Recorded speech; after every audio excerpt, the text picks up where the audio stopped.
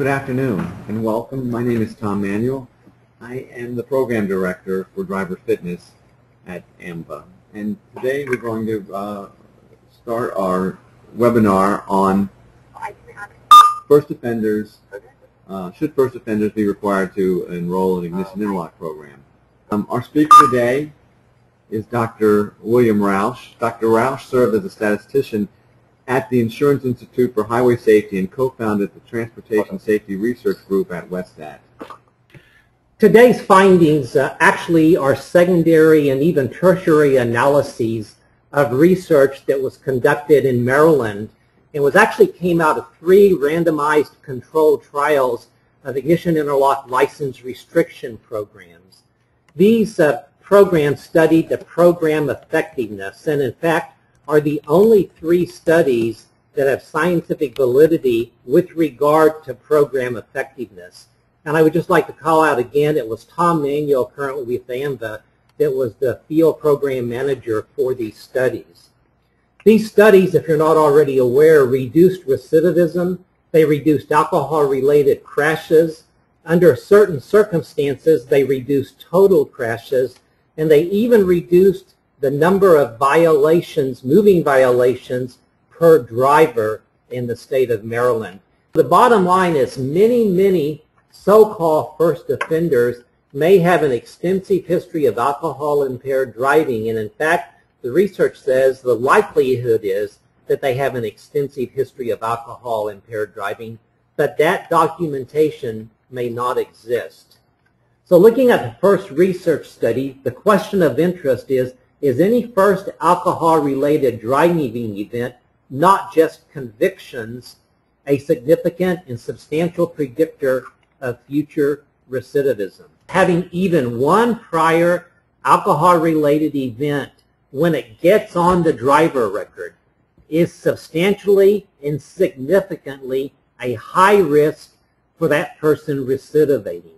And it does not matter how they came through the system, whether it was handled strictly administrative, judicially, or through a diversion program. So again, having even one alcohol-related event on the driver record by itself is a high and powerful statistical risk factor of future recidivism. And I just conclude again, conviction is not the marker, even though that's what public policy is based on now. It's the alcohol-related event. Next study we wanted to look at was, does time matter? That is, does time between an alcohol-impaired driving have any effect on the risk of recidivating? We conducted the research to look at the effective time on survival without an alcohol-related traffic recidivism among first offenders. Recidivism was high in both groups depending on the disposition sequence, but it only ranged from 20 to 35% for drivers with 2 priors in less than 5 years, and 20 to 34% among drivers who had the 2 priors lifetime.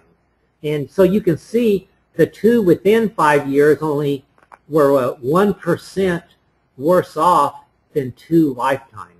So again, this reevaluates whether time between violations makes a difference, and in fact it does not. 2 lifetime has the same risk of recidivating as a driver 2 within 5 years. Next question we wanted to address, are first offenders really like multiple offenders, including those drivers with high BACs? So we took yet another approach to answer this question. Statistically, we determined the statewide impact of having prior alcohol-impaired driving violations of any type on the rate of first occurrence of recidivism among drivers with 0, 1, 2, or 3 or more prior violations on their driving record in Maryland. But what this really asks is, are first offenders like multiple offenders?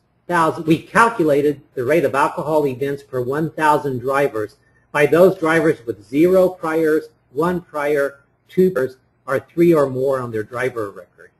We note that the number of drivers in Maryland increased from about 3.3 million in 1999 to about 3.9 million in 2004, and the number of alcohol-related driving events increased slightly from 19.6 thousand in 1999 to 20.3 thousand in 2004.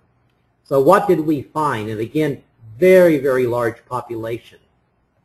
We found that on average, the annual rate of a subsequent violation was 7.2 times higher among drivers with one prior on the driver record than drivers with no priors.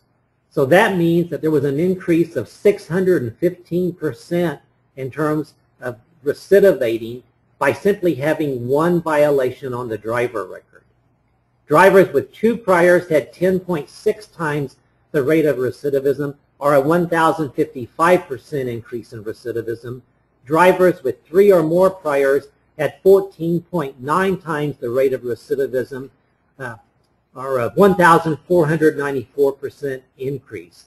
So what this tells us is that first offenders are more similar to multiple offenders than they are to drivers with no priors. Well, what is the marker for recidivism? High BAC is not the marker. Convictions are not the marker.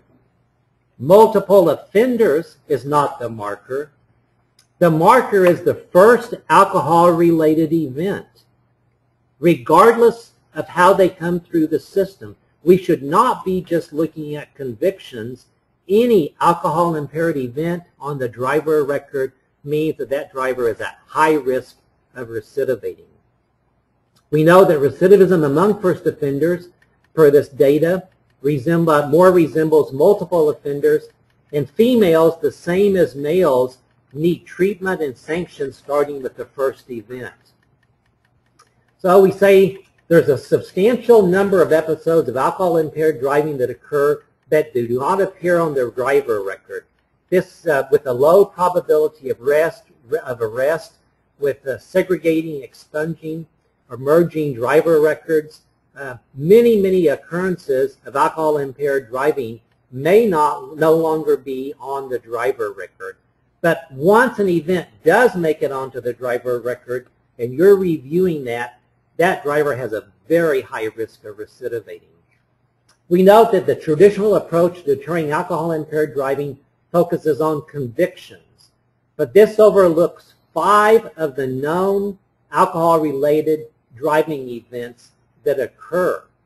And we note that the public health policy, I believe, should be based on the executive branch, that is your DMVs and MVAs, sanctioning these drivers, keeping that sanction administratively on the driver record, and using that as a marker for future recidivism.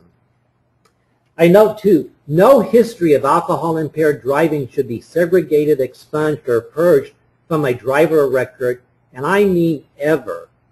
It is an alcohol medical problem. And yet, in medicine, people would laugh at a doctor who purged a history, for example, of cancer on a patient's medical record just because they had gone 4 or 5 years without any problems. It makes absolutely no sense to purge that from the medical record because it's a significant factor that the physician has to take into consideration. Any alcohol-related traffic event, just not convictions, needs to be perceived by the courts, state licensing agencies, medical advisory boards, state legislators, public health officials, physicians, and the judiciary is a marker for future alcohol-related recidivism. And furthermore, public health policy should classify first offenders using a broader definition of alcohol-related events instead of the legal criminal definition of convictions.